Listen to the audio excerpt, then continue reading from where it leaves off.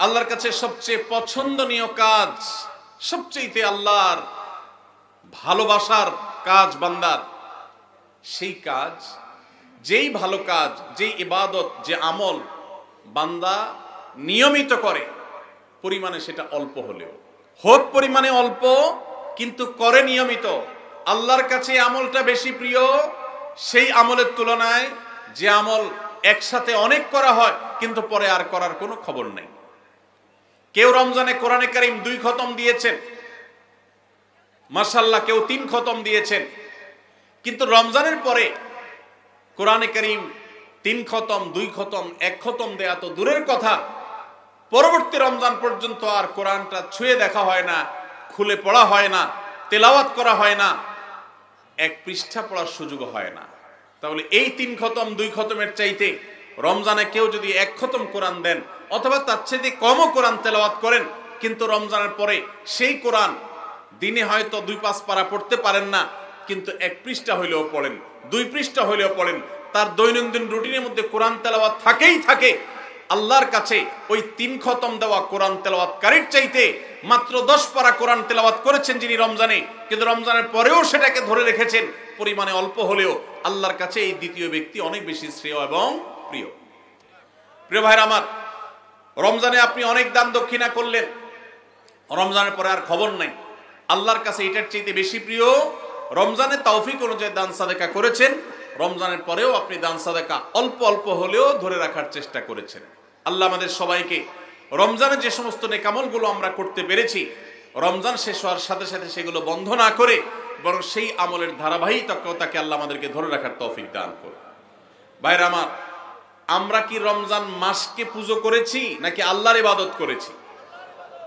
ইবাদত কি আল্লাহকে করেছেন না রমজান মাসকে করেছেন? আল্লাহকে করেছেন। যদি রমজান মাসকে কেউ ইবাদত করে, রমজান মাসকে যদি কেউ পুজো করে, তাহলে তার এখন আর ইবাদত করার দরকার নাই, কারণ রমজান শেষ হয়ে গেছে। আর যদি কেউ ইবাদত করে আল্লাহকে, তাহলে যে আল্লাহ রমজানে ইবাদতের নির্দেশ দিয়েছেন, সে আল্লাহর নির্দেশ রমজানের পরেও ইবাদতের জন্য আছে না নাই? আল্লাহ বলেছেন, ওয়াবুদ রাব্বাকা হাত্তা ইয়াতিয়াকাল ইয়াকিন। তোমার রবের ইবাদত শুধু রমজানে নয়, রমজান ইবাদতের মৌসুম হিসাবে ইবাদত বেশি হতে পারে, কিন্তু রমজানের ইবাদতের ধারা মৃত্যু আসার আগ পর্যন্ত তোমাকে ধরে রাখতে হবে, তবেই আল্লাহর কাছে সাকসেস হওয়া যাবে, তবেই আল্লাহর কাছে সফল হওয়া যাবে, সার্থক হওয়া যাবে। আমাদের এই জীবন সাধনা, আমাদের তাকওয়ার সাধনা, আমাদের সিয়াম সাধনা, আমাদের রমজানের ইবাদত বন্দেগী আল্লাহর কাছে কবুল হবে। আল্লাহ আমাদের সবাইকে রমজানের আমলগুলোকে রমজানের পরেও পরিমাণে অল্প অল্প হলেও ধরে রাখার তৌফিক দান করুন। সবাই চেষ্টা করবো তো ইনশাআল্লাহ। রমজান মাস আমাদের থেকে বিদায় নিয়ে গেছে। রমজান মাস বিদায়ের সাথে সাথে আমাদের সমাজের বহু মানুষ আছে যাদের ইবাদত বন্দেগীও বিদায় হয়ে গেছে। আমরা অনেকে রমজান মাস শেষ হওয়ার পর মাথার টুপিটা খুলে ভাঁজ করে এমন ভাবে রেখে দিয়েছি যেন আবার আগামী বছর রমজান আসলে সেই টুপি খুলে আমরা মাথায় দেব। আমাদের কি শুধু ইবাদত বন্দেগী রমজানেই করা দরকার, না রমজানের পরেও করতে হবে? কতদিন পর্যন্ত আমাদের ইবাদত বন্দেগী নেকামল চলা উচিত, এ সম্পর্কে কোরআনে কারীমে আল্লাহ রাব্বুল আলামিন বলেন, ওয়াবুদ রাব্বাকা হাত্তা ইয়াতিয়াকাল ইয়াকিন। তুমি তোমার রবের ইবাদত করতে থাকো। কতদিন? ঈদুল ফিতরের চাঁদ দেখার আগ পর্যন্ত। কি বলেন? ঈদুল ফিতরের চাঁদ ওঠার আগ পর্যন্ত ইবাদত করো, এরকম কিছু? আল্লাহ বলেছেন, ওয়াবুদ রাব্বাকা হাত্তা ইয়াতিয়াকাল ইয়াকিন। তোমার মৃত্যু আসার আগ পর্যন্ত তোমার রবের ইবাদত তুমি কন্টিনিউ করতে থাকো, নিয়মিত করতে থাকো, ইবাদতের ধারাকে অব্যাহত রাখো, ইবাদত থামাবে না মৃত্যু আসার আগ পর্যন্ত।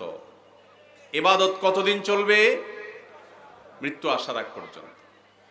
আমরা যারা রমজানের মৌসুমি মুসল্লি হয়েছি, রমজানের পরে আর মসজিদের দিকে আমাদেরকে আসতে দেখা যায় না। আমরা যারা রমজানের দান সাদেকা করেছি, রমজানের পরে আর আমাদের দান সাদেকা করতে দেখা যায় না। আমরা যারা রমজানে কোরআন তেলাওয়াত করেছি, তারাবির নামাজে কোরআন শ্রবণ করেছি, শুনেছি, রমজান চলে যাওয়ার পরে কোরআন আর ছুঁয়ে দেখা, স্পর্শ করার তৌফিক সুযোগ আমাদের যাদের হয় না, প্রিয় ভাইরা আমার, আমাদের জন্য অত্যন্ত ভয়াবহ একটা বার্তা আছে। সে বার্তা কি? আল্লাহ রাব্বুল আলামিন কোরআনে হাকিমে ইরশাদ করেছেন তিনি কার আমল ইবাদত কবুল করেন।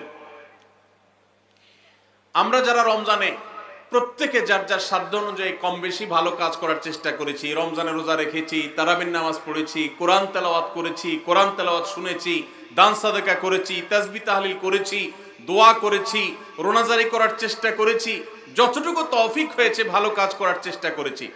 রমজান মাসে যে সমস্ত ভালো কাজ, যে সমস্ত নেকামল আমরা করেছি, এর কোনটা আল্লাহর কাছে কবুল হয়েছে আর কোনটা হয়নি এটা বোঝার বা এটার নিশ্চিতভাবে জানার কোনো উপায় বা সিস্টেম কি আছে?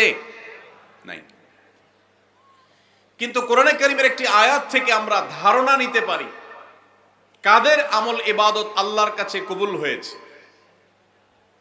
আল্লাহ রাব্বুল আলামিন ইরশাদ করেছেন, ইন্নামা ইয়াতাকাব্বালুল্লাহু মিনাল মুত্তাকিন।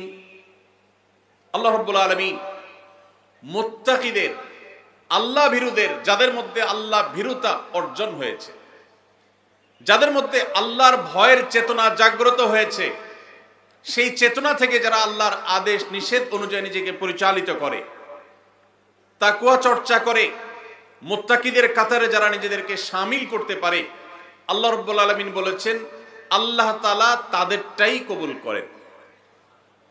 অতএব যদি রমজানের পরেও আপনার মসজিদের আনাগোনা, মসজিদের আসা যাওয়া বলবৎ থাকে, অব্যাহত থাকে, রমজানের পরেও যদি আপনার কোরআন খুলে তেলাওয়াত করার সুযোগ সৌভাগ্য অর্জন হয়, রমজানের পরেও যদি আপনার মাঝে মধ্যে হলেও আল্লাহর কাছে দুহাত তুলে দোয়া করবার তৌফিক হয়, সুযোগ হয়, সামর্থ্য হয়, রমজানে অনেক বেশি দান সাদাকা করেছেন, রমজানের পরে এত বেশি পারেন না, অল্প হলেও দান সাদাকা করার চেষ্টা করেন, তাহলে আপনি আল্লাহর কাছে নিজেকে সেই সৌভাগ্যবান মানুষদের কাতারে শামিল বলে সুধারণা করতে পারেন যাদের রমজানের আমল ইবাদত আল্লাহ তাআলা কবুল করেছেন। আলহামদুলিল্লাহ।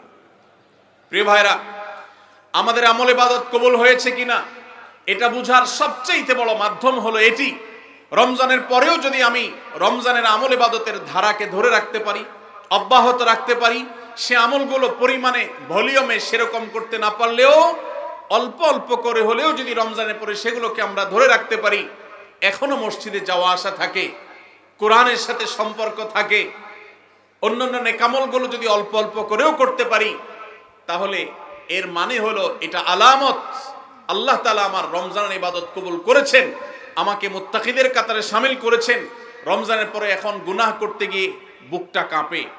আল্লাহ দেখেন যে আল্লাহর ভয়ে রমজানে হারাম থেকে বেঁচে থাকার চেষ্টা করেছি, সে আল্লাহর ভয় এখনো বেঁচে থাকার চেষ্টা করি, হয়তো ততটা পারি না কিন্তু চেষ্টাটা করি, এটুকু যদি করতে পারি তাহলে এটা একটা আলামত, এটা একটা ইন্ডিকেটর যে আল্লাহ তাআলা আমাদের রমজানের আমল ইবাদত কবুল করেছেন। আল্লাহ আমাদের সবাইকে সেরকম সৌভাগ্যবান মানুষের কাতারে